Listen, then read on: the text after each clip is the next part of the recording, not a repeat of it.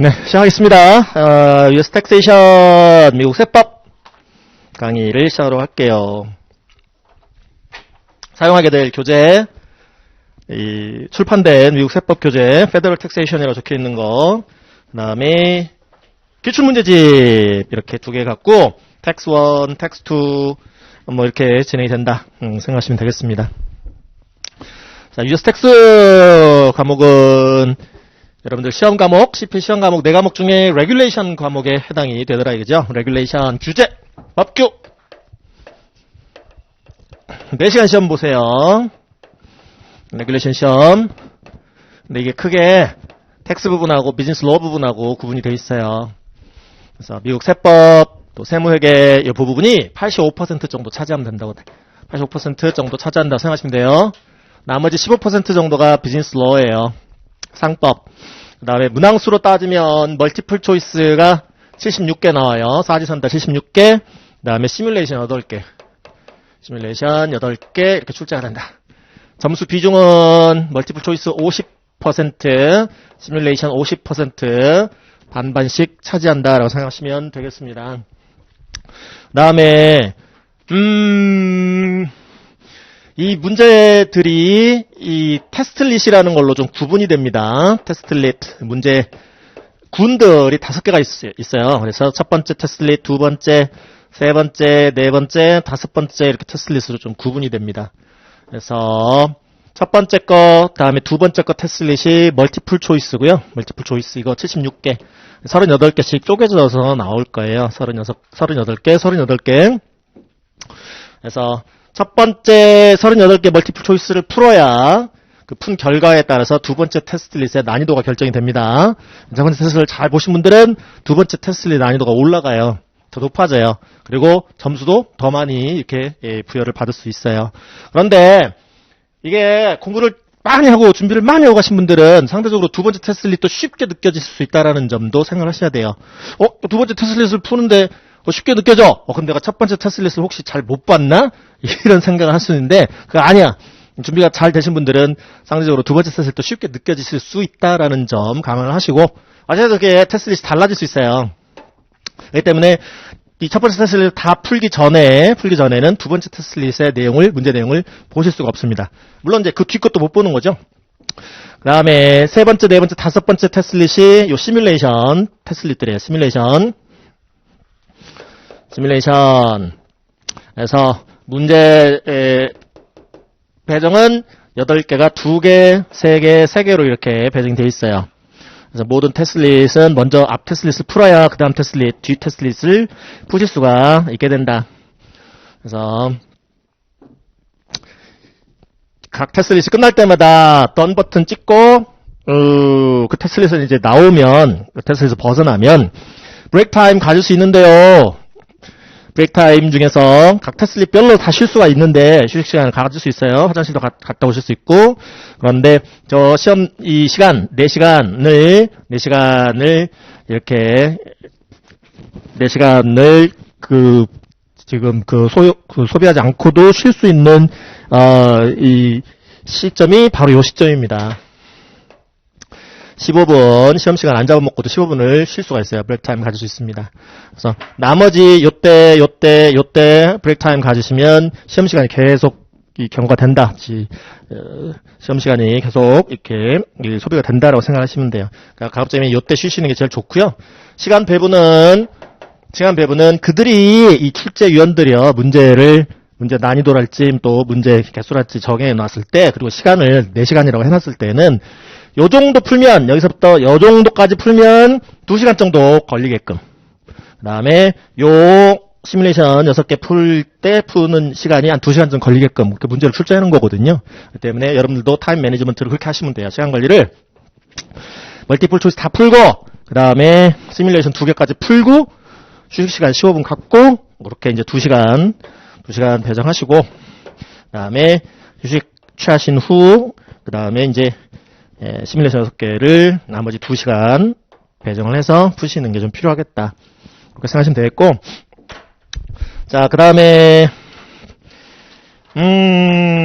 제 이름은 박훈이고요. 제 프로필은 이 주교재 저 뒷부분에 보시면 제 과거 프로필이 있습니다. 그래서 CPA 시험과 관련된 강의를 1999년부터 현재까지 하고 있어서 굉장히 오랜 기간 강의를 해오고 있고, 이 바닥에서 퇴출이 안 당했다는 것은 다 이유가 있겠죠. 그만큼 이유가 있는 겁니다. 저를 믿고 잘 따라오시면 언젠가 분명히 합격의 그러한 순간 기쁨 누리실 거다라고 생각하시면 돼요.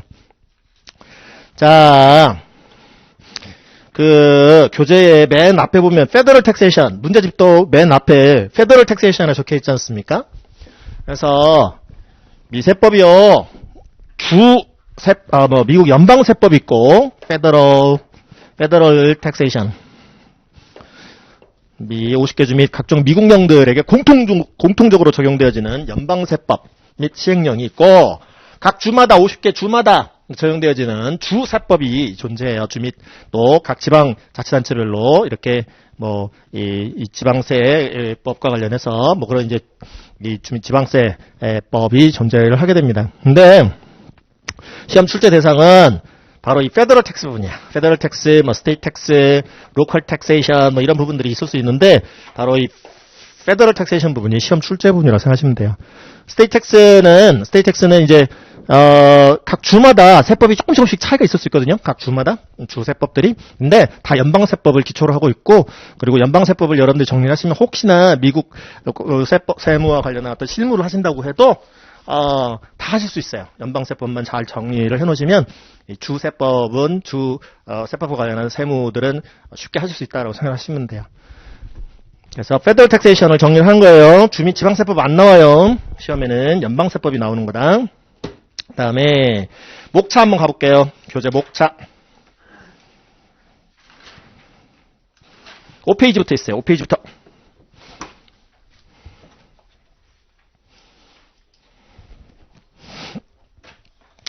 그래서 테이블 오브 컨텐츠 있죠? 챕터 1 Individuals, 이게 이제 개인 소득세법 정리하는 챕터고요. 그 다음에 밑에 챕터 2 Property Transactions, 자산거래 부분. 요 두 챕터가 텍스 1 부분입니다. US Taxation 1 부분. 텍스 1 시간에 여러분들과 같이 정리해야 될 챕터들이다라고 생각하시면 되겠고요. 그 다음에 다음 페이지 6페이지 챕터 3 Corporations, 법인세법입니다. 그 다음에 밑에 챕터 4 Partnerships, 동업기업 과세제도다라고 부르고 있고요. 위에 코퍼레이션이라고 부르는 조직들은 주식회사들이에요. 주주들로부터 이렇게 자본금 출자받아갖고 이렇게 비즈니스를 하는 형태를 말하고, 파트너십은 동업회사는 마음 맞는 사람들끼리 그냥 동업 회사를 차려갖고 이렇게 사업을 하는 건데, 주식회사 형태는 아닙니다. 파트너십은. 그래서 주주들 막 모집해갖고 주금 납입받고 그렇게 해서 비즈니스를 그 출자받은 자본으로 이렇게 시작하는 그런 코퍼레이션하고 달라요. 파트너십은. 그래서 파트너십 과세제도, 파트너십은 주식회사가 아니다. 7페이지 챕터 5 S 코퍼레이션이라는 또 법인세법이 나오네. 챕터 3 앞에, 챕터 3의 corporations 앞에는 아무 지금 표현이 없는데요. 챕터 5의 corporations 앞에는 S라는 표현이 있죠. 그 S가 의미하는 것은 small이라고 생각하시면 돼요. 기본적으로 small business corporation들, 중소기업들, 조그만한 small한 이렇게 주식회사들에게 적용되지는 세법이다라고 생각하시면 되겠고, 앞에 아무런 표현이 없거나 혹은 S 대신에 C라는 대문자 C라는 그러한 이 용어가 온다면, 표현이 온다면, C 코퍼레이션은 법인 단계에서 법인소득세, 즉 법인세를 세금을 내는 주식회사를 C 코퍼레이션 내지는 앞에 아무런 코퍼레이션 앞에 아무런 표현이 없는 그 코퍼레이션이라고 부르고요. S 법인은 S 코퍼레이션들은 같은 주식회사 형태이긴 한데요. 법인세 납세 의무가 없어요. 조그마한 회사라고 법인세 안 내도 돼 하는 주식회사 형태가 S법인이야. 그래서 S법인에 대해서도 이렇게 세금 제도를 정리를 좀 해야 되겠고요. 그 다음에 챕터 6 Gift and Estate Others. 그래서 Gift Tax라는 것은 연방 증여세, Estate Tax라는 것은 연방 상속세 얘기고요. 그거를 챕터 6에서 정리를 하겠고요. 그 다음에 챕터 6에 좀 내려가 보면 5절에 Exempt Organisations라는 부분, 면세단체라고 적혀있죠? 면세단체. 비영리 단체들 생각하시면 돼요. 비영리 고유 목적 사업에 대해서 이 세금을 안 내도 돼요. 얘네들은 면제가 돼요. 이그잼트가 돼요. 텍스가 이그잼트 돼요. 그런 이제 면세단체에 대한 제도 보실 거고, 그 다음에 Income Tax Return Preparers라는 용어 보이시죠? 6절에 Chapter 6 6장의 6절 보면 Income 안으로 들어온다. 소득의 의미, 소득. 여러분들 뭔가를 일을 하고 그 일한 대가로 뭔가를 받아 상대방으로부터 여러분들 본인에게 들어오죠. 뭔가가 그래서 급여 같은 걸 받고 또 용역 보수 같은 걸 받고 그래서 안으로 들어온다 해서 인컴을 소득이라 합니다. 소득. 텍스가 세금이고요. 리턴은 신고서의 의미예요. 여기서 리턴은 신고서. 그래서 소득세 신고서, 또 법인세 신고서, 개인소득세, 법인소득세, 그래서 인컴 텍스라는 소득세, 우리나라에서는 그냥 개인소득세 그냥 소득세라고 부르고 법인소득세 그냥 법인세라고 이렇게 부르는데 어쨌든 둘 다 소득에 대한 세금이에요. 소득에 대한 세금들, 인컴 텍스. 그래서 그 인컴 텍스와 관련한 리턴 신고서를 작성 대리하는 자를 인컴 텍스 리턴 프리페어러라 부르고요. 세금 신고서 작성 대행인이에요. 수수료 받고 작성 대행 수수료 받고 통상 이제 뭐 CPA 여러분들 CPA도 이렇게 인컴 텍스 리턴 프리퍼레이션 하는 업무를 할 수도 있고 인롤드 에이전트라는 미 연방 국세청에 등록된 세무 대리인들 미국에서 이제 미국 세무사라고 부르는데 그 세무사들도 인컴 텍스 리턴 프리퍼러가 될 수도 있고 이제 그들이 따라야 되는 직무 규정, 윤리 규정을 보시는 이 지금 곳이 그 챕터 6의 6절이에요. 인컴 텍스 리턴 프리퍼러즈 세무 대리인들이 따라야 되는 윤리 및 직무 규정이라고 생각하시면 돼. 그 부분도 정리를 하셔야 되겠고 뒤로 이 어펜딕스 부분은 서큘라 넘버 230이라고 나와 있네요. 7페이지 목차 마지막. 그래서 서큘라라는 것은 미국 연방 재무부, 연방 정부의 재무부, Treasury Department라는 재무부가 이렇게 이 고시하는 이 공람이라고 부르고요. 공람 230호 이렇게 부르는데 이게 이제 역시 여러분들이 되실 CPA들이 세무 업무할 때, 텍스 서비스 할 때, 텍스 서비스 제공할 때 따라야 되는 역시 직무 및 윤리 규정이라고 생각하시면 돼요. 그래서 재무부 공람 230호도 정리를 해야 합니다. 이렇게 6페이지부터 7페이지 내용이 이 여러분들 텍스2, 세법 2 시간에 정리를 저랑 같이 하게 되는 내용들이다라고 생각하시면 돼요. 용어는 아직 익숙치 않으실 거예요. 근데 이 CPA 시험이 미국에서 가장 어려운 시험 중에 하나인데 그렇다고 해갖고 우리나라 시험처럼 막 운 없이 떨어지고 그럴 시험은 아닙니다. 그래서 미국은 굉장히 특히 CPA 시험은 합리적으로 시험 제도를 운영을 하기 때문에 일정 수준 여러분들이 준비를 해서 이렇게 응시를 하시면 붙는 시험이에요. 떨어지는 게 오히려 더 이상한 거예요. 그래서 꾸준히 중단 없이 준비를 하시면 언젠가는 분명히 합격하실 수 있다라는 이렇게 생각을 가지시고 준비를 하시면 되겠고요. 영어 능력 테스트 시험이 아니기 때문에 독해 시험 그런 거 아니란 말이에요. 버케블러리 시험 그런 거 아니에요. 그렇기 때문에 문장 구조 자체는 평이합니다. 근데 굉장히 어렵게 느껴질 수 있어요. 평이한데 왜 어렵게 느껴져? 이거 용어가 전문 용어들이기 때문에 그래요.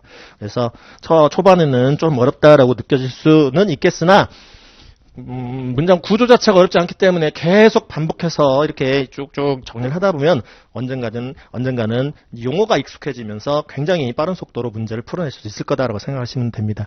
그래서 내가 영어 손 놓은 지 오래됐는데 이거 뭐 할 수 있을까? 그런 생각 절대 하실 필요가 없어요. 이건 뭐 고등학교 졸업 수준의 영어 실력만 있어도 충분히 준비가 합격하실 수가 있는 그러한 정도의 시험이다라고 생각하시면 돼요. 물론 이제 이 정리하는 내용 자체는 높은 수준의 어떤 전문적인 내용입니다만은 영어 때문에 스트레스 받으실 필요는 없다라는 거예요. 자연스럽게 익숙해지실 거다. 용어도 그렇고 이렇게 생각하시면 되겠다. 자, 그러면 우리가 이제 먼저 텍세이션 1 시간에 들어가야 될 챕터가 9페이지 챕터 1 Individuals입니다. 개인소득세법 정리 들어갈 거예요. 연방 개인소득세법 정리 들어갈 거예요. 11페이지 넘겨보시면 신고 양식을 하나 보실 수 있는데 이게 소득세 신고서 양식이에요. 미국 연방 개인 소득세 신고서 양식 11페이지 상단에 보시면 좌측 상단에 보시면 왼쪽 윗부분을 보시면 폼 양식 신고 양식 1040 1040 이렇게 불러요. 1040 1040 아주 유명한 신고서입니다. 미국에서는 모르면 이상한 거죠. 1040 개인 소득세 신고서야. 그리고 1040 폼 넘버 옆에 조그마한 글씨로 Department of the Treasury 재무부입니다. 미연방 재무부. 재무부 산하에 어떤 조직이 있냐면 Internal Revenue Service라는 조직이 있어요. 그 옆에 보시면 조그맣게 보이시죠? Internal Revenue Service. 줄여서 IRS. 그래서 우리가 미국 영화 보다 보면 IRS 에이전트들이 가끔씩 등장해. 그래서 이거 뭐 항상 뭐 세금 문제와 관련해서 영화 내용 중에 하나 뭐 그런 내용들이 이제 등장하는 영화들도 있단 말이죠. IRS입니다. IRS 미연방 국세청이에요. 그래서 여러분들은 연방 국세청 사이트 필요할 때마다 방문하셔서 각종 어떤 필요한 자료 정보 얻으실 수 있어요. 그래서 사이트는 당연히 irs.gov 사이트겠죠? irs.gov. 그래서 여러분들 필요한 또 궁금하신 양식, 또 양식들, 신고 양식들 작성 요령이랄지, 또 국세청 발간물이랄지, 그런 거 전부 다 무료로 다운로드 받아보실 수 있습니다. irs 사이트. 그리고 학점 신청하신 분들은 IRS 사이트에 방문하셔서 제가 이제 앞으로 말씀드리게 될 양식, 신고 양식 다운로드 여기서 받아갖고 직접 작성을 해서 제출하는 그런 과제도 수행을 하셔야 돼요. 학점 신청하신 분들은 다 이제 실제 CPA 시험 대비 목적으로 이제 그런 이제 과제도 부여를 하고 제출하시도록 하고 하는 거예요. 자, 1040의 제목은 뭐예요? 양식 제목은 United States Individual Income Tax Return이라고 나와 있죠. 미연방 개인, individual, 소득, income, 세금, 텍스, 리턴 신고서. 그래서 개인 소득세 신고서 양식이 1040입니다. 1040. 그 다음에 이제 귀속 연도 2019라고 나와 있는데 여러분들 교재는. 근데요, 나눠드린 핸드아웃, 인강으로 수강하신 분들은 첫 회차에 핸드아웃 걸어드립니다. 그런데, 걸어드리긴 한데, 편의상 걸어드리긴 한데, 가급적이면 여기 방문하셔갖고 irs.gov 사이트 들어가서 검색창에다가 윈도우에다가 1040을 쳐셔도 되고 워낙 미국인들이 이렇게 사용하는 이제 개인소득세 신고서 양식이라 첫 번째 화면에 아예 바로 액세스할 수 있게끔 1040 폼 1040 및 뭐 각종 스케줄 뭐 이렇게 액세스할 수 있는 뭐 그러한 부분도 여러분들이 확인하실 수가 있을 거예요. 어쨌든 뭐 검색창으로 1040을 치시든 뭐하든 아무튼 여기 들어가셔갖고 1040 이거 페이지 1, 2 PDF 파일 필인 폼으로 여러분들이 직접 숫자 입력도 가능한 그런 양식이 제공이 돼요. 무료로. 그래서 이거 한번 출력하셔갖고 다운로드 받아서 출력하셔갖고 옆에다 딱 놓고 보셔도 되고 그럼 조금 더 활자체가 좀 커지겠죠? 이거는 제가 이 파워포인트에다가 이거 PDF 파일 캡처갖고 이렇게 지금 핸드아웃 만들어 놓은 거라 그래서 직접 한번 다운로드 받아서 출력해서 옆에다 딱 놓고 지금 어디쯤 정리를 하고 있는지 이렇게 쭉 뭐 이렇게 확인해 가면서 공부하시는 것도 하나의 방법이에요. 그래서 우리는 이제 2020년 귀속분 소득세 신고서 양식을 갖고 정리를 할 겁니다. 거의 뭐 2019년 양식하고 뭐 거의 비슷한데요. 약간의 좀 차이가 좀 있긴 해요. 근데 거의 비슷하다라고 생각하시면 돼요. 그래서 핸드아웃으로 이제 가보겠습니다. 핸드아웃으로 가보시겠다. 그래서 2020년 귀속이다라는 그런 의미는 뭐냐면 용어 정리. 자, 이게 X1년도라 생각해볼게요. X1년도 1월 1일부터 12월 31일까지 해당하는 기간이다 라고 볼게요. 그러면은 뭐 2020이면 2020년, 뭐 2021년이면 2021년 이게 텍스 이어 내지는 텍서블 이어 이렇게 불러요. 과세년도, 과세 대상년도 혹은 비즈니스를 하는 텍스페어들은 비즈니스를 하는 납세자들은 사업연도 이렇게 부릅니다. 그 다음에 이 특정 어떤 연도를 이게 귀속되는 연도를 소득이 귀속되는 연도를 tax year 이렇게 부르고 요 전체 기간은 taxable period다라고 부르겠죠. taxable period 과세 기간. 과세 기간은 1년을 초과할 수 없습니다.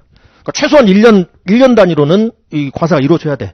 세금 부과하고 또 세금 납부가 이루어져야 돼. 1년 단위로. 1년을 초과하는 기간분을 한 방에 내라. 뭐 이런 얘기가, 이런 건 없어요. 과세 기간이라는 것은 1년이라는 기간을 초과할 수 없습니다.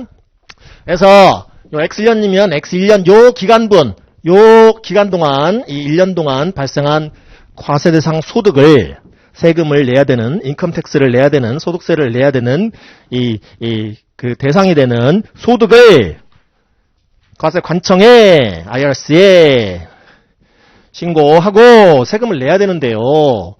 요 기간분을 언제까지 최종적으로 신고 납부를 해야 되냐면, 미국은, 우리나라는 종소세, 종합소득세 신고 납부 기한이 5월 말입니다. 5월 말. 근데 미국은 4월 15일입니다. 네 번째 달 15일. 4월 15일. 그래서 이게 X1이면 X2년도가 이렇게 있겠지요. X2년도 4월 15일. 물론 이제 4월 15일이 공휴일이면 next business day. 그 해만큼은 익 영업일이 소득세 신고 납부 기한이 됩니다. 그래서 얘를 뭐라고 부르냐면 original due date 이렇게 불러요. due date 소득세 뭐예요?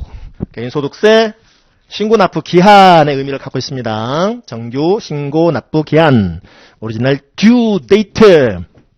그러니까 2020년 귀속분이라면 이게 2020년이라면 그 2020년 한 해 동안의 과세대상 소득을 언제까지 신고하고 세금 납부가 완료가 돼야 돼요? 2021년 4월 15일까지. 미국은 2021년 4월 15일 날까지 신고 납부가 이루어져야 돼요. 그래서 이게 지금 여러분들 그 핸드아웃의 그 귀속 연도 이게 tax year 내지는 taxable year 이렇게 부르는 거다. 그래서 2020년이면 2020년 한 해 동안 벌어들인 1년 동안 벌어들인 인컴택스 대상이 되는 소득세 대상이 되는 소득이란 소득은 다 이 1040을 통해서 신고해 줘야 돼요. 그리고 세금도 납부를 해줘야 되는 것이죠. 다시 핸드아웃 좀 보실게요. 1040 폼 넘버 바로 밑에 이제 파일링 스테이터스라고 신고 지위라는 섹션이 보여요.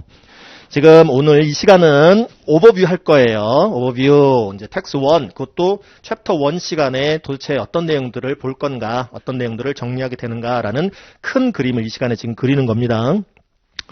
그래서 이 용어도 지금은 익숙치 않으실 거고 뭐 또 좀 생소한 그러한 뭐 지금 부분도 좀 있을 거고 특히나 학생분들은 직접적으로 세금 신고 납부를 해본 경험들이 없어서 세법을 상대적으로 좀 어렵게 그 생각하시는 분들이 좀 있어요. 학생분들은. 근데 하다 보면 다 돼요. 하다 보면 그래서 제가 99년도 올해 지금 몇 년 차야. 수없이 많은 분들을 봤단 말이에요. 많은 백그라운드 가진 분들이랑 정말 다양한 직종의 분들을 만나 뵀어요. 혹시 주변에서 이게 뭐 지금 뭐 추천받았다 그러면은 혹시 미국 CPA 공부했다 근데 제 이름을 모르면 사실은 이상한 거예요. 그 정도로 많은 분들을 제가 접해왔습니다. 그렇기 때문에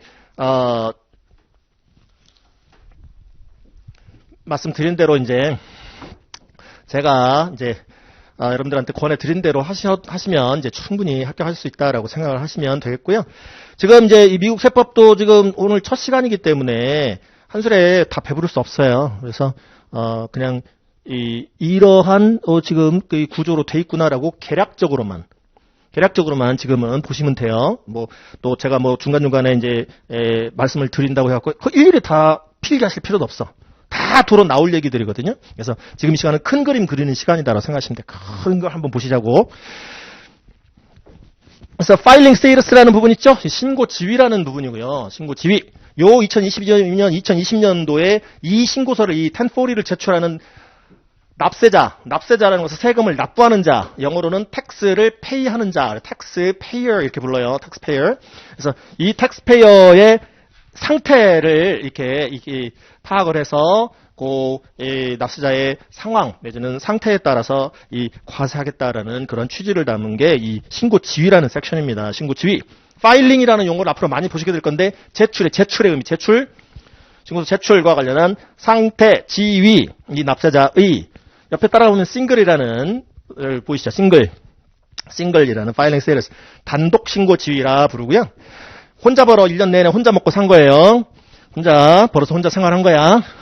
그 옆에 married 2020년이면 2020년 종료일 현재 legally married 법적 혼인 상태에 있는 자, 있었던 자가 이 married라는 신고지위로 신고할 수 있는데 married인데 filing이래요. 제출한대요. 그런데 앞에 보면 joint 지금 married가 두 개 신고지가 있는데 앞에 거가 jointly고 뒤에 게 separately죠.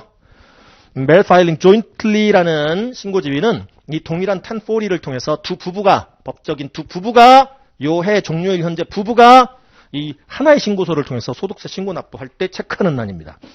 married filing jointly 부부 합산 신고 지위라 부르고요. 그런데 어떤 부부들은 따로따로 소득 관리, 재산 관리, 세금 관리 하고 싶은 부부들도 있겠죠. 아무리 법적 부부라 할지라도 그들이 선택할 수 있는 신고 지위가 married filing separately예요. 개별 신고지, 부부 개별 신고 지위.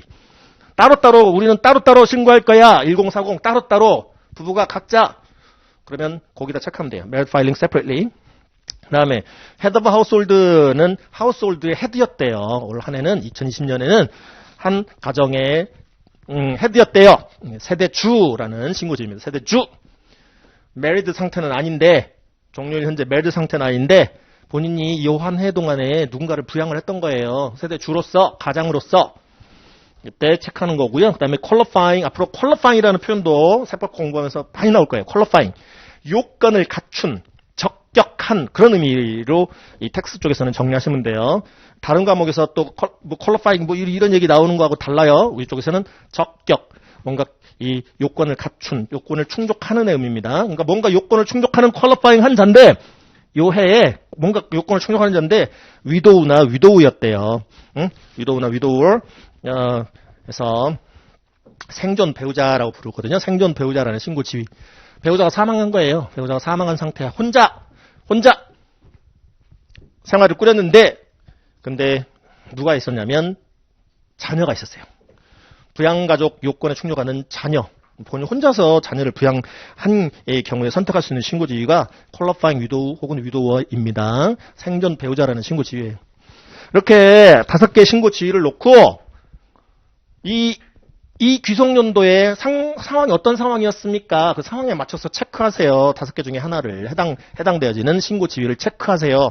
그러면은 뭐가 달라지냐면 이 각 파일링 스테이터스별로 정해놓은 이 세율 구간이라는 게 달라져요. 미국 그 소득세법상 그 소득세율 구간은 총 7구간으로 나누게 되는데 각 구간별로 이제 그 소득세율이 어떤 세율이 적용되는지는 곧 보실 건데 그 시작 금액과 끝 금액이 달라져. 각 파일링 스테이터스별로 신고 지위별로. 그렇기 때문에 세금 액수가 달라질 수 있어요. 세금 액수가 소득세액이 달라질 수 있어. 신고 지위별로. 그렇기 때문에 조금 예를 들어서 퀄리파잉 위도우나 위도우였어. 혼자서 배우자가 사망했기 때문에 혼자서 자녀를 부양을 했어야 되는 상황에서 이해. 그러면은 세율이 다른 예를 들어서 싱글이라는 파일링 스테이터스에 비해서 세율이 더 낮아져요.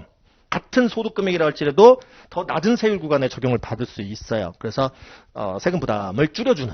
그래서 납세자가 요 해에 지금 과세년도에 처했던 상황에 맞는 세율로 적용하고 또 나중에 이제 공제라는 그런 이제 이 공제 제도라는 것도 좀 보실 건데요. 그래서 더 뭔가 많이 빼주고 해서 조금 더 세금 부담을 줄여줄 수 있는 그러한 이 자들이라면 이 파일링 스테이터스를 통해서 이렇게 텍스 베네핏 세제 혜택을 주는 방식으로 어떤 이제 공평과세랄지 그런 것들을 기하고 있다라고 보시면 돼요. 그런 취지의 제도가 신고 지위를 선택토록 하는 제도다. 그 다음에 1040 좀 내려와 보면 이제 파일링 스테이터스보다 밑에 your first name and middle initial 또 오른쪽에 last name 또 맨 오른쪽에 social security number 이런 거 있죠. 납세자 성명 그다음에 사회보장번호 social security number 사회보장번호 우리나라 주민등록번호처럼 미국은 사회보장번호. 그 다음 밑에 줄에 if joint return 이 신고서가 만약에 married filing jointly로 신고해서 합산 신고서라면 joint return의 의미는 그 위에 filing status 체크를 박스 체크를 married filing jointly로 체크한 자라면 그 의미예요. joint return의 의미는 그렇다면 배우자도 이 동일한 이 소득세 신고서를 통해 신고 납부하니까 배우자의 성명, 배우자의 이름, 성, 그 다음에 사회보장 번호도 기입하세요. 그런 거죠. 두 부부가 따로따로 신고하면 married filing separately로 신고하면 둘이 따로따로 각자의 신고서상에 납세자 본인, 텍스페이어 본인으로 신고하게 될 건데 merit filing joint로 신고하면은 이 두 부가 하나의 신고서를 통해 신고하니까 두 부부 중에 한 명이 납세자 본인이 돼야 되고 나머지 한 배우자가 돼야 돼요. 여기서 스파우즈로 신고가 들어가야 돼요. 그다음에 home address 주소 쭈르르륵 있고 그다음에 밑으로 내려가서 standard deduction이라는 거 보시죠? standard deduction이라는 것은 이제 표준 공제라는 공제제도, deduction이라는 건 뺀다라는 의미죠. 과세대상 소득을 줄일 수 있다라는 의미예요. deduction이라는 것은 standard deduction, 이제 표준 공제. 누군가 someone이 can claim you를 납세자 당신을 as a dependent라는 것은 부양가족의 의미고요. 부양가족. 누군가 다른 자가 당신을 지금 요 신고서를 제출하는 납세자 당신을 부양가족으로 신고합니까? 뭐 그런 거죠. 또는 your spouse를 당신의 배우자를 부양가족으로 뭐 신고합니까? 주장합니까? 주장할 수 있는 겁니까? 뭐 이제 뭐 그런 거 체크하는 사람도 있고 그러네요. 그 다음에 스탠다드 딕션 밑에 뭐 age, 나이, 그 다음에 blindness, 시각장애 여부 체크하는 부분도 있고요. 그래서 65세 이상 뭐면은 이 표준공제를 더 받을 수 있어서 받을 수가 있어서 그 뭐 미리 지금 체크하는 난이에요. 그 다음에 블라인드면 또 체크하는 난도 있고 스파우즈도 마찬가지네요. 그 다음에 디펜던츠 부양가족의 의미입니다. 이 납세자의 부양가족, 요 해의 부양가족, 이 납세자가 부양했던 생활비도 대주고 했던 그런 부양가족 리스트 작성하는 섹션입니다. 그래서 부양가족의 first name, last name, 또 social security number, 그 다음에 relationship, 관계, 자녀다, 부모다, 뭐 이런 거 있죠. 그 다음에 오른쪽 가면 child tax credit이라는 용어, 장려 세액공제라는 child tax credit, 또 credit for other dependents, 부양가족 세액공제 대상이다, 뭐 아니다, 체크하는 난.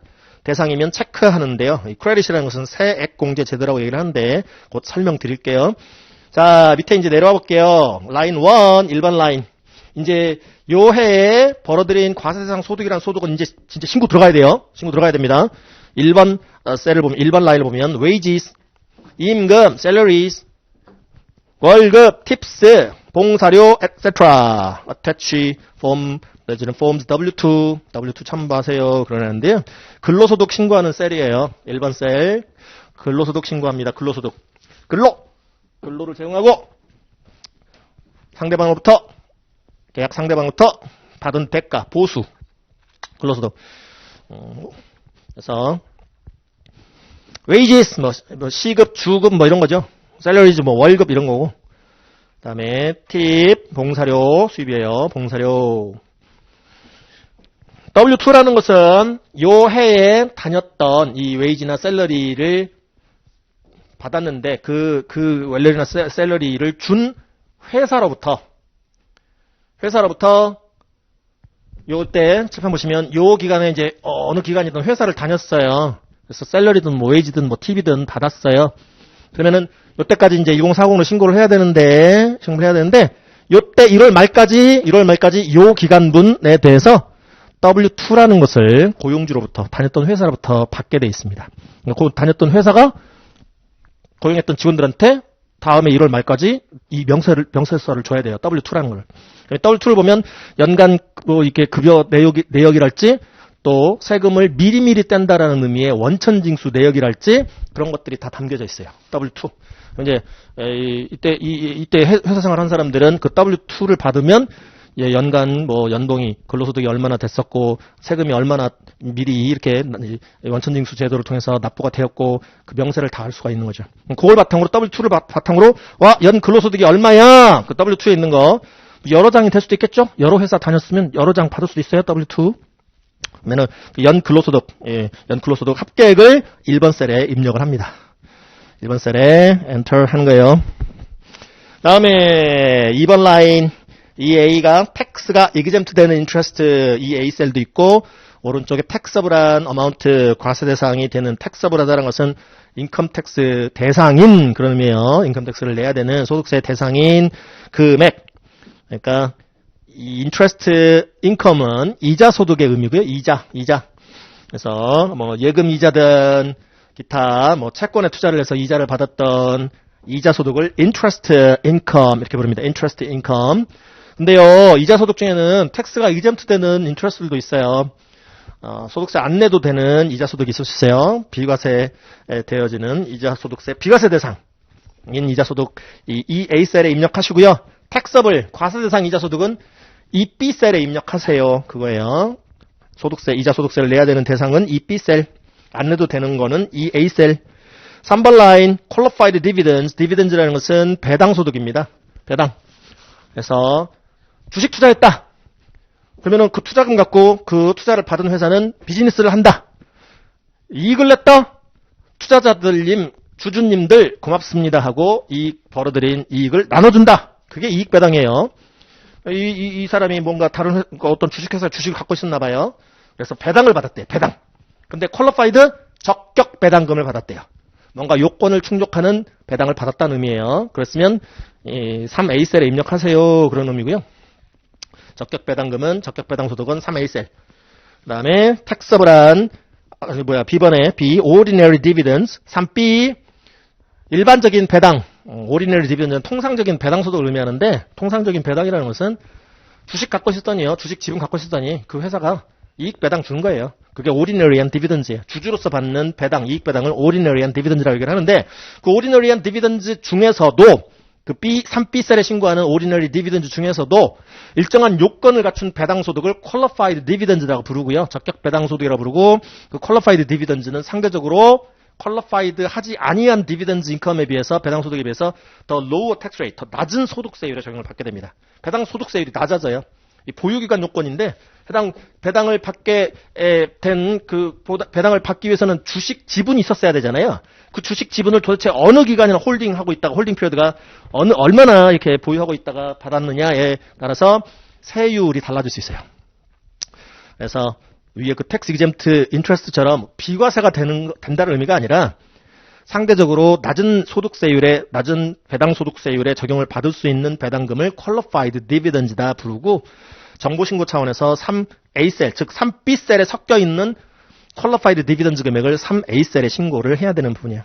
4번 라인 IRA distributions. IRA라는 것은 individual retirement arrangement라 해서요. 개인연금 제도예요. 개인연금 받았어. 올해 개인연금 디스트리뷰션 받았어. 과거에 개인연금 가입했다가 저축했다가 드디어 올해 받았대요. 그러면 총 디스트리뷰션 수령액 얼마? 4A셀에 넣고 그 중에 수령액 중 개인연금 수령액 중 소득세 대상인 수령액 얼마? 그거를 4B셀에 넣는 거야. taxable한 amount로. 개인연금, 과세대상 개인연금 얘기고요. 그 다음에 5번 라인이 pensions and annuities. 그래서 이거는 퇴직연금 및 그 다음에 연금 수령액인데요. 그래서 펜션 하면 퇴직연금. 과거에 직장을 다녔어요. 그러면은 직장에서 근로제공에 대한 대가로 정규 급여 외에도 이렇게 퇴직연금 가입시켜주고 퇴직연금 보험료 같은 거를 회사가 기여를 해줘요. 즉 넣어줘요. 그래서 퇴직했어? 그럼 이제 퇴직연금 받을 수 있는 거죠. 퇴직연금 수급 자격이 생겼으면 받을 수 있는데 올해 받았어? 그럼 5A셀에 신고해야 돼요. 퇴직연금 및 연금 수령액 얼마인데 그중에 taxable한 amount 5B셀 과세대상 퇴직연금 소득 얼마. 다음 6번 라인 Social Security Benefits 사회보장연금이라 부르고요. 사회보장연금 우리나라로 따지면 국민연금 수령액이야. 국민연금 수급액. 국민연금 받은 거야. 미국인이라면 사회보장연금이라는 걸 정부로부터 받은 거예요. Social Security Benefit 얼마 받았는데요. taxable한 amount 있으면 6B셀에 신고하세요. 사회보장연금 중에 과세대상 수급액이 있으면 6B셀에 신고하세요. 7번 라인 Capital Gain or Loss 자본소득 혹은 자본손실, 캐피탈 게인 혹은 캐피탈 로스다라고 부르는데 대표적인 자본손익의 예는요. 주식 거래 차익 차손을 말합니다. 주식 투자하시는 분들 계실 텐데 주식 투자했어요. 팔았어요. 이익 났어요. 100에 매수했는데 120에 팔았어요. 20 차익 실현시켰어요. 그 주식 거래 차익 캐피탈 게인이라고 부릅니다. 자본소득. 여러분들의 자본을 투자한 거야. 여러분들의 호주머니에 있는 돈 투자한 거예요. 그래서 자본 투자해갖고 수익을 창출시켰네? 자본소득입니다. 캐피털 게인. 주식 투자해서 손실 났네? 자본 손실. 캐피탈 로스. 100 투자했는데, 주식 팔았는데, 80밖에 못 받았어. 80에 팔았어. 20 손실 났죠? 자본 손실. 자본 손익의 가장 대표적인 얘는 주식 투자에 따른 손익이라 생각하시면 돼. 상세는 뒤에 스케줄, 부표, 뒤에 명세표, D를 첨부하세요. 대처하세요. 다음, other income from schedule 1, line 9 그려놨죠? schedule 1? schedule 1? 자, 1040은요, 칠판 보시면, 요 해에, 요 한 과세, 기간, 한 과세 연도 동안에 지금 벌어들인 소득을, 과세대상 소득이란 소득은 전부 이 1040에 신고를 해야 되는데, 1040이 1040가 페이지가 1과 2로 구성되어 있습니다. 이 지금 앞이 페이지 1이라면 여러분들 뒤에가 페이지 2예요. 교재로 보셔도 교재 여러분들 교재 교재 1040 보시면 11페이지에 1040 페이지 1이 있고 12페이지에 페이지 2가 있단 말이에요. 요 두 페이지에 걸쳐서 다 신고하게끔 돼 있어요. 두 페이지에 걸쳐서 개인 소득세 신고 납부를 하도록 돼 있어요. 근데 아니 다양한 뭐 어떤 경제 활동 이렇게 하는 사람도 있을 텐데 꼴랑 이 두 페이지 갖고 신고가 가능합니까? 생각하실 수 있는데 이 두 페이지 갖고 신고가 가능한 납세자들도 있고 더 디테일한 신고를 해야 되는 납세자들도 있고 그럴 수 있겠죠. 근데 이 두 페이지 갖고 일반적으로 뭐 소득 몇 개 안 돼. 그 뭐 1년 내내 이게 뭐 1년 내내 직장 다니는 회사원이었어. 그럼 뭐 신고할 만한 소득의 유형이 뭐 근로소득, 뭐 끼케야 뭐 기타 뭐 이자소득, 뭐 배당소득 뭐 정도 되겠죠. 뭐 혹은 뭐 임대소득이랄지 뭐 이런 것도 있을 수 있고. 근데 다양한 원천의 이 소득의 유형들이 있는 납세들도 있을 수 있잖아요. 해당 사항 없으면 그냥 1040의 페이지 1과 2로 신고 납부하고 끝나요. 그러나 여기 1040의 페이지 1과 페이지 2에 없는 그 밖의 어떤 이 처리해야 될 항목들이 있다면 별도의 스케줄들을 뒤에 첨부하게끔 돼 있어요. 그래서 1040 페이지 1과 2로만 신고가 끝나는 납세자들도 있고 그렇지 않고 이 뒤에 뭔가 더 부수적인 표들이 명세표들이 더 디테일한 어떤 상세를 담은 표들이 붙어야 되는 납세자들도 있고 스케줄 1이라는 것은 여러분들 핸드아웃 보셔야 돼. 핸드아웃 두 번째 페이지 보시면 스케줄 1 보시세요. 앞뒤로 돼 있어요. 여러분들 핸드아웃은 1040은 앞뒤가 1040 페이지 1과 2라고 생각하시면 되겠고 그 다음 핸드아웃 장을 보면 스케줄 1 보이시죠? 찾으셨나요? 지금 1040 페이지 1에 아까 7번 라인까지 해당하는 소득이 있으면 아까 근로소득이든 뭐 이자소득이든 배당소득이든 또 연금소득이든 자본소득이든 신고하면 돼요. 1040 페이지 1에다가. 그런데 그 페이지 1에 7번 라인까지 없는 1040 페이지 1 7번 라인까지 해당되지 아니한 다른 이 유형의 소득들이 있는 납세자면 스케줄 1까지 작성해야 될 이렇게 필요성도 생길 수 있겠다라는 거죠. 스케줄 1에 보시면 1040 페이지 1에서 지금 리스팅되어 있는 소득 이외의 더 추가적인 어디셔널한 스케줄 1의 제목 어디셔널한 인컴 소득 그 다음에 adjustments to income 또 소득에 대한 조정 그려놨는데요. additional income 부분이 part 1에 있죠. part 1 볼까요? part 1 스케줄 1의 part 1 additional income 부분 1040에 리스팅 안 돼 있는 추가적인 유형의 소득들 스케줄 1의 part 1의 1번 라인 taxable refunds 과세상 환급금 2번 라인 revenue received 수입 위자료 그 다음에 3번 라인 business income or loss 사업 손익 attach schedule C 그러는데 이거는 개인 사업 소득 얘기예요. 개인 사업자들 사업자도 개인 사업자 뭐 법인 사업자 이렇게 나눌 수 있는데 개인 사업자들 여러분들이 CP 합격하셨어 미국 가셨어 회계법인에 입사할 수도 있겠지만 경력 쌓고 개인 사업을 할 수도 있겠죠. 난 나올 거야. 난 충분히 나 혼자 할 수 있어. 비즈니스 할 수 있어. 그러면 이제 법인을 설립을 해서 주식회사를 설립해서 법인 사업자로도 사업을 할 수도 있겠지만 나는 그렇게까지는 안 할래. 난 그냥 개인 사업자로서 비즈니스 할래. 그래서 개인 회계 세무사무소를 오픈을 했어. 개인 사업자로. 그러면은 그 1년간의 개인 사업 소득을 회계 세무사무소 소득을 어디다가 스케줄 C의 디테일을 신고하고 순 사업 소득이든 순 사업 손실이든 여기로 가져와요. 3번 라인 비즈니스 인컴 로스. 그래서 순소득을 냈어, 사업소득 냈어, 여기다가 신고해갖고 다른 과세대상 소득과 함께 합산해서 한 방에 소득세 신고 납부하면 끝나. 개인사업소득은. 3번이 개인사업소득 신고하는 부분이고, 4번에 나중에 보실 거고, 5번 라인에 렌탈 리얼 에스테이트 부동산 임대소득입니다. 로얄티즈 사용료 소득, 특허권 사용료랄지 상표권 사용료랄지 사용료 소득. Partnerships, S Corporations라고 나와 있고, 뒤에 쭉쭉쭉 어태치 스케줄 2를 뒤에 또 첨부하세요 그러는데요. Partnerships, 아까 우리가 목차 보다가 잠깐 나왔잖아. 동업회사. Partnerships, S법인, S Corporation도 우리 목차 보다가 나왔었죠. 그죠? S법인. 자, 이런 사업 형태들이거든요. Partnership,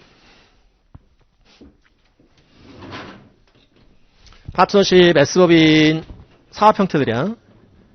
아까 챕터 3가 C Corporation, 근데 지금 그냥 Corporation이라고 부르는, 우리가 앞에 C를 붙여볼게요. C Corporation 이라는 사업 형태가 있고, 그 다음에 Partnership, 줄여서 P10이라고 그냥 할게요. Partnership, 동업회사라는 사업 형태가 있고, S법인이라는, S Corporation이라는 사업 형태가 있고, 그래요. 개인 사업자는 별개의 법적 사업 형태라고 얘기 안 해요. 개인 사업자로 사업을 하겠다? 물론 이제 본인 이름을 상호로 사용할 수도 있겠고, 본인 이름, 성명 이외의 상호를 사용할 수도 있겠고, 개인 사업 목적상 할 수도 있겠지만, 그거는 separate한 legal entity로 안 봐요. 개인 사업자라는 것은 어떤 개인 그 사업주와 별개의 어떤 실체를 안 봅니다. 즉 개인 사업자 본인 간주야. 개인 사업하다 망했어? 빚 못 갚았어? 개인이 갚아야 돼요. 끝까지. 개인 사업하다 망했다고 해가지고 책임 안 져도 돼? 책임 끝까지 져야 돼요. 왜냐하면 개인 사업주가 개인 사업자하고 그냥 동일인으로 간주되기 때문에. 개인 사업하면서 빚 냈어? 끝까지 갚아야 돼. 개인적으로. 주식회사하고 차이점이에요. 그게 개인 사업자. 개인 사업자는 그래서 다른 활동으로 인한 소득과 함께 그냥 1040으로 신고하는 거 아까 봤죠. 스케줄 C 첨부하고. 별개 사업 형태라고 얘기 안 해요. 개인 사업자는. 하지만 이제 법인 사업자부터는 별개 사업 형태라고 얘기합니다. 별개. separate한 어떤 legal entity로 보는 사업 형태들이에요. C법인, 파트너십도 마찬가지고 사업 형태, S법인도 하나의 사업 형태야. 그러면 각 사업연도마다 사업활동, 비즈니스 오퍼레이션을 통해서 인컴이 생길 수 있겠죠. 사업 소득이 생길 수 있겠죠. 그 중에 텍서블한 인컴이 생길 수도 있겠죠. 텍서블한 과세대상인 사업소득이 생길 수 있겠죠. C법인은 이 인컴에 대한 인컴 텍스를 납부해야 될 의무가 있는 실체. 법인세 납세 의무가 있어요. C법인은 인컴 텍스를 줄여서 로어케이스 t로 표시를 할게요. 텍스, 인컴 텍스 내야 돼. 법인 단계에서. 법인 단계에서 한 사업연도 동안 벌어들인 사업소득에 대한 법인 사업소득세 내야 돼요. 법인 소득세 내야 돼요. 줄여서 법인세 내야 돼요. 법인세 차감 후 여기 예를 들어 100 벌었어. 그리고 지금 현재 법인세율이 21% 단일세율 구조인데 100 중에 21 법인세 내야 돼.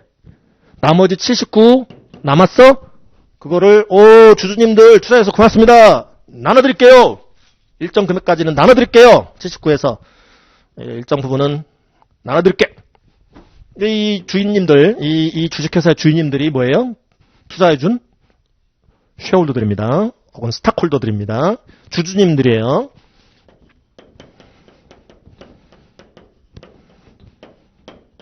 쉐어홀더라고 얘기를 하고 줄여서 앞으로는 S/H라고 표시할 거예요. 주주들한테 나눠줬어요. 법인세 차감 후에 순이익금을 배당으로 좀 나눠줬어. 디스트리뷰션 해줬어. 이익 분배해줬어. 그러면은 아까 보셨죠? 1040 페이지 1에 몇 번 라인이었어? 배당소득이 3번 라인이었었죠? 3번 라인에 배당소득 신고해. 인디비주얼 쉐어홀더라면 개인 주주라면 1040 통해갖고 배당소득 신고하고 배당소득세 내야 돼요. 그러니까 동일한 소득이잖아. 100에서 21 빼고 79에서 예를 들어서 한 9 나눠줬어. 주주들한테. 동일소득이거든? 이 100에 섞여있던 동일소득 9에 대해서 또 소득세를 내라는 거잖아요. 동일 소득에 대해서 지금 딱 보면 만약에 배당까지 이루어졌을 때를 갖고 얘기를 한다면 지금 더블 텍세이션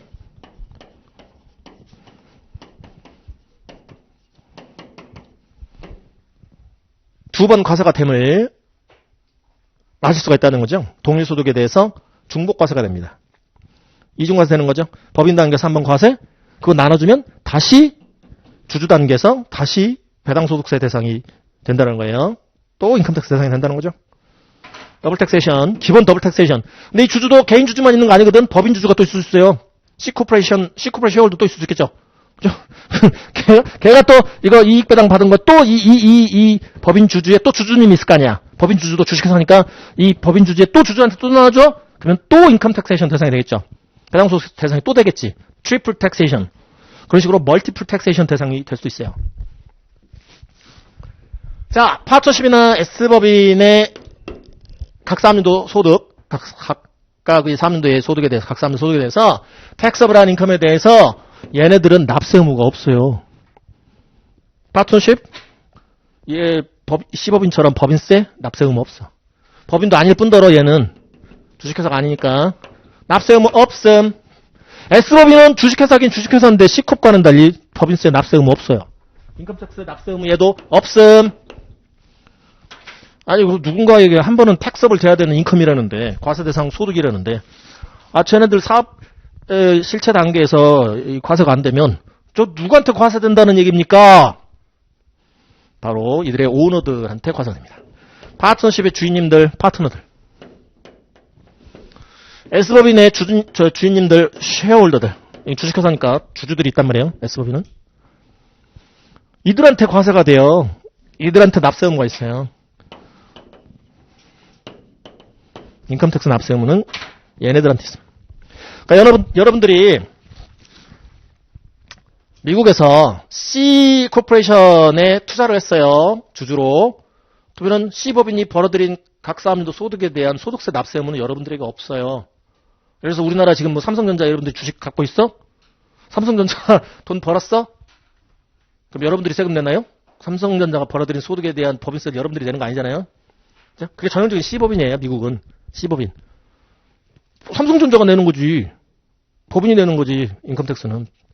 근데 미국의 우리나라도 뭐 동업기업이라는 그 사업 형태가 있긴 합니다만 우리나라도 어쨌든 미국과는 텍스 트리트먼트 세무상 처리가 다르긴 한데 어쨌든 미국에서는 이 파트너십이나 S법인이 벌어들인 사업소득에 대해서는 얘네들이 인컴텍스 납세 의무가 없어요. 누군가는 한 번은 인컴텍스 납세 의무를 이행을 해야 되는데 누가 해? 얘네들이에요. 그러면 만약에 여러분들이 미국의 한 동업회사에 투자를 했어. 동업자로 들어갔어. 파트너로 들어갔어. 100 벌었네. 파트너십이 사업해갖고 100 벌었네. 여러분들의 지분율이 뭐 예를 들어서 50%야. 그러면은 저 벌어들인 텍서블 인컴 100 중에 50%에 해당하는 50에 대한 소득세 납세 의무는 여러분들에게 생겨요. 파트너인 여러분들에게 생겨. 나머지 50%에 대한 납세 의무는 다른 파트너들에게 소득세 납세 의무가 생겨버리는 거고. 그러니까 파트너십이 납세 의무가 없기 때문에 파트너들이 납세 의무를 이행을 해야 돼. 소득세 납세 의무를. 그거는 S법인도 마찬가지예요. 여러분들이 S법인에 주주로 참여를 했어요. S법인 주식에 투자를 했어요. 그러면은 S법인의 각 사업도 소득에 대한 소득세 납세 의무는 누구들한테 생겨요? 주주들한테 생겨요. 여러분들이 예를 들어서 저 S법인 주식 지분을 20% 갖고 있어? 그러면 텍서블 인컴이 만약에 100이라면 100 중에 20은 여러분들이 소득 신고, 여러분들에게 해당 20이라는 소득이 귀속돼서 여러분들이 20 소득 신고하고 세금을 내야 돼요. 인컴 텍스를, 소득세를. 얘네들이 뭔가를 보내주는데 뭐를 보내주냐면 사업연도 종료일 이후 이제 결산해갖고 스케줄 K1이라는 걸 보내줘요. 스케줄 K1이라는 것들을 쭉 보내줘. 그 안에 보면 뭐가 담겨 있냐면 디스트리뷰티브 쉐어 부분이 담겨 있어요. 각자의 목 디스트리뷰티브 쉐어 각자의 목 부분. 당신 50% 파트너네? 50%, 100 중에 50은 당신의 몫이야. 당신이 소득 신고하고 세금 내야 돼. 스케줄 K1을 봤더니 주주, S법인 주주, 100 중에 20은 당신 몫이야. 그 20은 당신이 소득 신고하고 소득세 내야 돼. 이런 명세가 담겨져 있는 명세서가 스케줄 K1이에요. 아까 W2 봤듯이, 근로자라면 W2를 다녔던 직장에서 봤듯이, 한 파트너십의 파트너다, S법인의 쉐어홀더다 그러면 스케줄 K1이라는 걸 받게 돼요. 거기에서 본인의 몫에 해당하는 사업소득은 어디로 끄집어 와야 돼? 스케줄 2 타고 이 스케줄 1의 5번 셀로 끄집어 와야 돼요. 5번 셀. 100 중에 아까 50이다, 뭐 20이다. 여기로 들어가. 해서 여기 아까 C법인은 디스트리뷰션을 받아야만 배당 소득세 대상이 됐잖아요. 안 받으면 배당 소득세 대상이 될 일이 없잖아. 여기는 이 주주들은 그렇잖아요. 받아야 돼. 받아야 배당 소득세 대상이 돼. 받기 전까지는 안 돼요. 과세가 될 이유가 없어. 응? 우리나라 삼성전자에서 배당 주주로서 배당 받아야 배당 소득세 대상이 되는 거지. 받기 전까지는 뭐 소득세하고 소득세 내야 될 의무가 없죠. 근데 그건 C법인 얘기고, 미국의 파트너십이나 S법인들은 얘네들 단계에서 인컴택스를 안 내기 때문에 이들 단계에서 소득신고하고 세금을 내야 돼요. 싱글 텍세이션이 이루어집니다. 기본적으로 싱글 텍세이션. 이 사업 형태들은 싱글 텍세이션 구조다. 이들 단계에서 한 번 일단은 기본적으로 과세되는 구조다. 파트너나 S법인의 쉐어홀더 단계에서. 그러니까 만약에 여러분들이 파트너십 파트너야, S법인의 쉐어홀더야. 여러분들 몫이라고 신고를 하라고 하는데 뭐 50 신고하세요, 20 신고하세요 그러는데 이들도 사업 형태이기 때문에 이익 나는 쪽쪽 다 이익 배당 실시할 수 없거든요. C법인과 마찬가지로 소득이 생기면 재투자, 리인베스트먼트 같은 거 해야 될 필요성이 있겠죠. 사업 확장하려면 캐피털 퍼실리티들을 퍼실리티 익스펜션, 설비 확장, 설비 투자, 또 debt retirement, 회사채 발행했으면 상한 기일이 도래하면 빚도 갚아야 돼. 원금 상환, 사업자금 대출받은 거 원금 갚아야 돼. debt retirement, 이자도 내야 돼. 등등등. 또 기본적으로 운전자본이라 해서 여유자금도 갖고 있어야 돼. 만일을 대비한 워킹 캐피탈이라고 부르는 운전자금도 갖고 있어야 돼. 그러니까 이익 나는 쪽쪽 배당 못해요. 얘네들도 마찬가지예요. 다시 재투자 들어갈 수도 있어. 혹은 유보에 사내 유보 쌓아놔야 될 필요성이 있을 수 있다는 거죠. 만일을 대비해서. 그 때문에 쪽쪽 배당하는 거 아니에요. 그러면 텍스보니까 100이 생겼대. 여러분들이 여기 50% 파트너야. 50 소득 신고하래. 했어. 여러분들 호주머니에서 돈 꺼내서 세금도 냈어. 소득세. 근데 회의를 통해서 올해 벌어들인 돈은 사내 유보를 좀 하고 또 우리 투자 좀 더 확대하자. 설비 투자, 기계도 좀 더 들여오고 뭐 그러자. 장비도 좀 사고. 그래서 올해는 배당 실시하지 말자. 여러분들 몫이 50이었는데 한 푼도 이익 배당을 못 받았어요.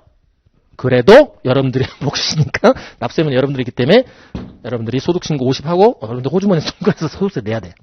한 푼을 이익 배당 못 받아도. 아시겠어요? 그러니까 이익 배당 여부와 관계없이 이들이 소득신고하고 세금을 내야 될 의무를 지는 사업 형태들이 얘네들이라고 생각하시면 돼. 파트너십이나 S법인 주주야. 이익 배당 한 푼을 못 받아도 20? 당신 지분율 20%잖아. 당신이 소득 신고해야 될 금액 20이야. 신고해야 돼. 호주머니 손 꺼내서 소득세 내야 돼. 이익 배당을 받든지 말든지 관계없이. 왜냐하면 반드시 한 번은 과세가 돼야 되기 때문에. 얘네들 당에서 과세가 안 되면 얘네들 당에서 반드시 과세는 돼야 되잖아. 한 번 100이라는 금액은 누군가한테는 한 번은 반드시 텍스업을 돼야 되는 인컴이되잖아요. 그러니까 이익 배당 여부 관계없이 반드시 이들이 이 소득 신고 및 납세 의무를 이행해야 된다라는 특징을 갖고 있어요. 그래서 우리가 파트너십 과세제도다, S법인 과세제도다는 아까 언제 본다? 텍스2 가서 텍스2 가서 디테일을 볼 거야. 아주 자세하게. 텍스1에서는 맛만 살짝 보고 하는 거지. 다음 다시 스케줄 1. 자, 6번 라인 farm income or loss attached schedule F. 영농인이에요. 영농 사업자, 영농소득. 우리나라하고는 다르죠. 미국은 파머 굉장한 부자들이죠. 끝에서 끝이 안 보일 정도의 대규모의 이렇게 농업활동을 하시는 사람들 많죠. 어쨌든 연간 영농손익, unemployment compensation, 실업급여. unemployment 상태에서 뭔가로부터 컴펜세이션을 받을 때, 정부로부터 받든 전에 다녔던 직장으로부터 받든, 이런 것들은 1번부터 지금 스케줄 1의 파트 1의 1번부터 7번까지에 해당하는 소득의 유형들은 아까 1040 페이지 1에 있었어요? 없었어요? 없었던 것들이에요. 그러니까 이런 유형의 소득이 없으면 스케줄 1 제출할 필요가 없는 거야.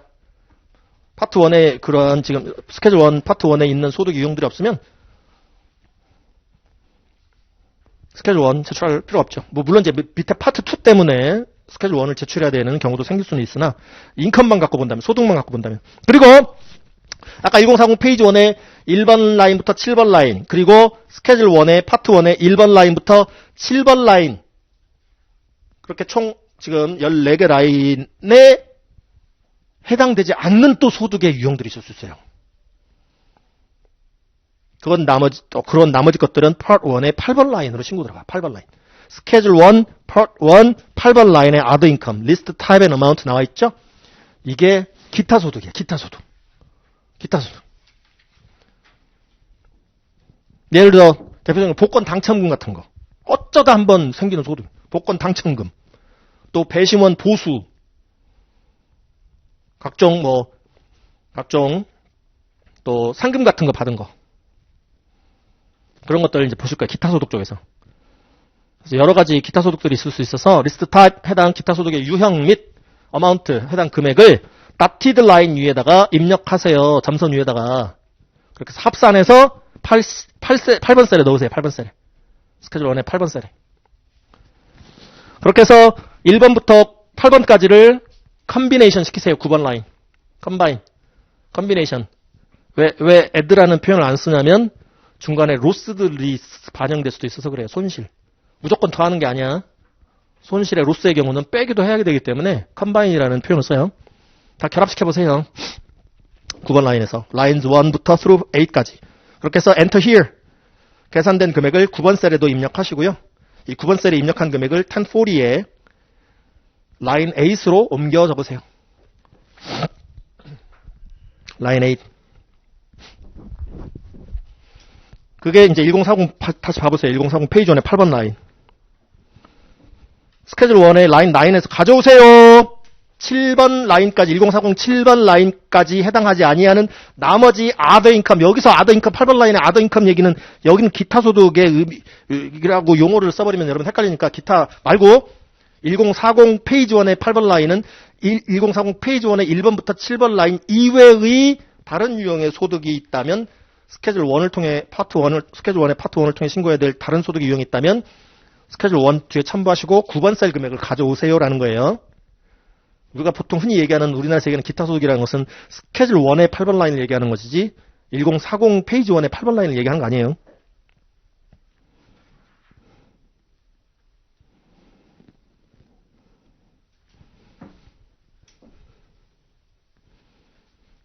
그리고 지금 스케줄 1에 9번 라인을 쭉 따라오면 우리가 지금 보고 계시는 1040 말고요. 1040 SR이라는 부분 보이시죠? 1040 시리즈 중에 1040 SR이라는 것은 SR은 Seniors예요. 이게 Senior. 나이, age 65세 이상, 65 or older. 나이 65세 이상인 납세자들은 1040이 아니라 1040 SR을 통해서 소득세 신고 납부하게끔 돼 있어요.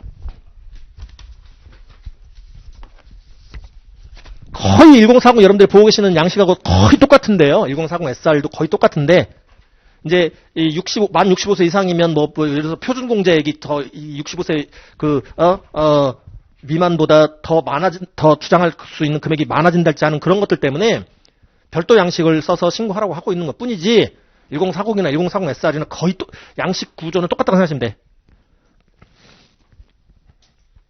그 다음에 1040 NR이 의미하는 것은 Non-Resident Alien이라는 용어를 나중에 볼 거예요. NR, Non-Resident, 비거주자. 미세법상 비거주자로 분류되는 외국인들이 미국 내 원천 소득이 있을 시 미국 정부에 소득세 신고 납부 의무 생기거든요. 그때 신고할 때 사용하는 양식이 1040 NR이에요. 그래서 미세법상 non-resident로 분류된다. 그러면은 미국 내 원천 소득 없으면 미국 정부에 세금을 납세할 의무가 안 생기겠죠.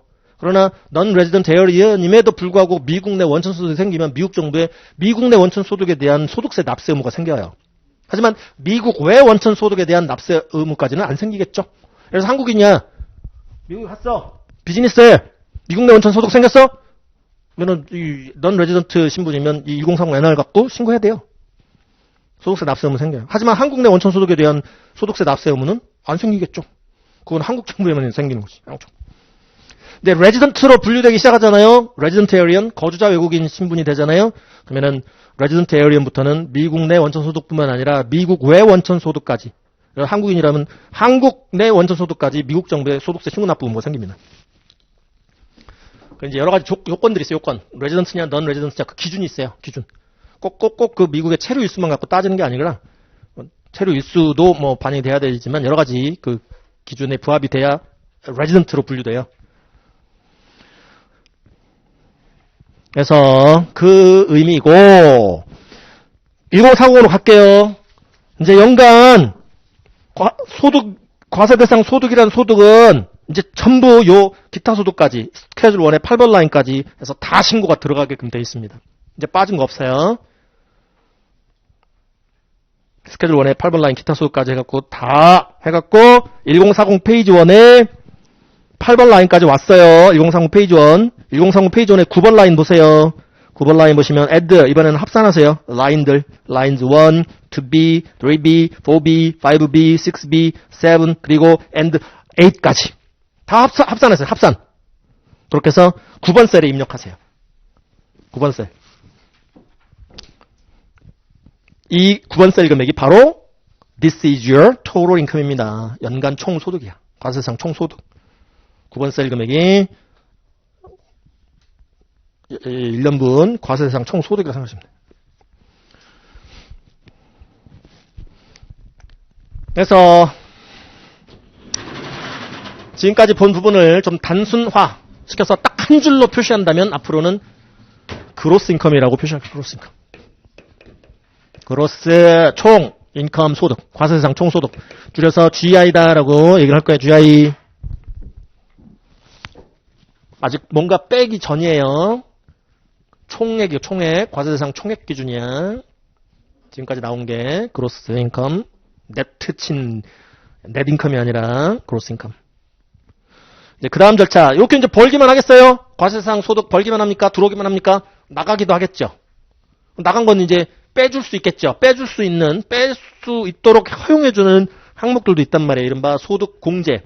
인컴이 소득이라면 과세상 인컴을, 그로스 인컴을 줄일 수 있는 공제, 뺄 수 있는 항목들이 처리해야 되는 그런 항목들이 있을 수 있어요. 그 절차가 이제 그 다음 이제 보셔야 될, 10번 라인 부분부터인데, 1040 페이지 1에 10번 라인. adjustment to income 보이세요? 소득에 대한 조정. negative adjustment, 차감 조정의 의미를 담고 있는데, 그 부분부터 우리 쉬었다가 두 번째 시간에 살펴보시기로 할게요.